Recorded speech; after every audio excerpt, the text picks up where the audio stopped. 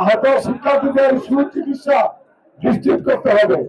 এমনকি আমাদের শিক্ষকরা আহত হয়েছে। সকল বিশৃঙ্খলার সাথে সিটি কলেজ কতিপয় সন্ত্রাসী শিক্ষার্থীরা দোষী সাব্যস্ত হওয়ায় এবং পরবর্তী সংঘর্ষ এড়াতে সিটি কলেজকে এখান থেকে স্থানান্তর করতে হবে। এই ঘটনার জন্য যারা দায়ী তাদেরকে শাস্তির আওতায় আনতে হবে, না হলে ঢাকা কলেজের ছাত্ররা এটা মানবে না। প্রথম শিক্ষা প্রতিষ্ঠান সিটি কলেজ পুলিশের কর্মকর্তারা এবং সেনাবাহিনীর কর্মকর্তারা এই সরকারকে সম্পূর্ণভাবে করেছে।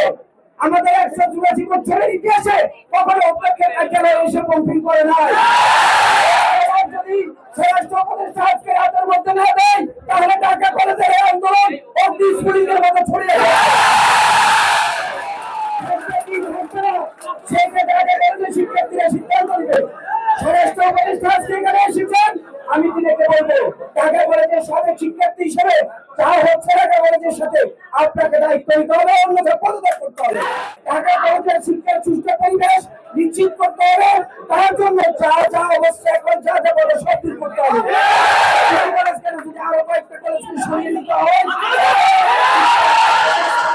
একটা সুস্থ তদন্তের মাধ্যমে তারা দায়ী তাদেরকে শাস্তির আওতায় এনে এর একটি সুস্থ বিধান আমরা চাই, এবং সেই ব্যাপারে আমি আশা করবো আমাদের ঊর্ধ্বতন কর্তৃপক্ষ অবশ্যই এটাকে একেবারে তড়িৎ ব্যবস্থা নিয়ে এর একটা সুস্থ সমাধান করবেন, যাতে আমাদের ছাত্ররা শান্ত থাকে এবং আমাদের সমস্ত কার্যক্রম সচল রাখা যায়।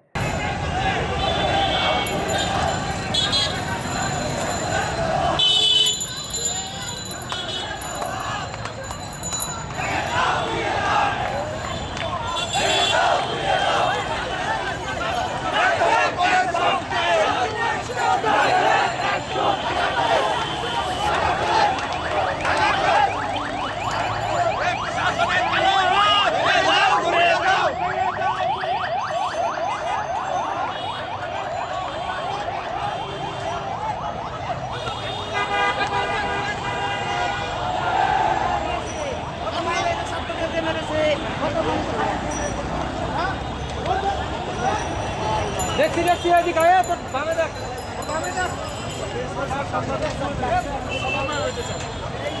সব না নিতে চাই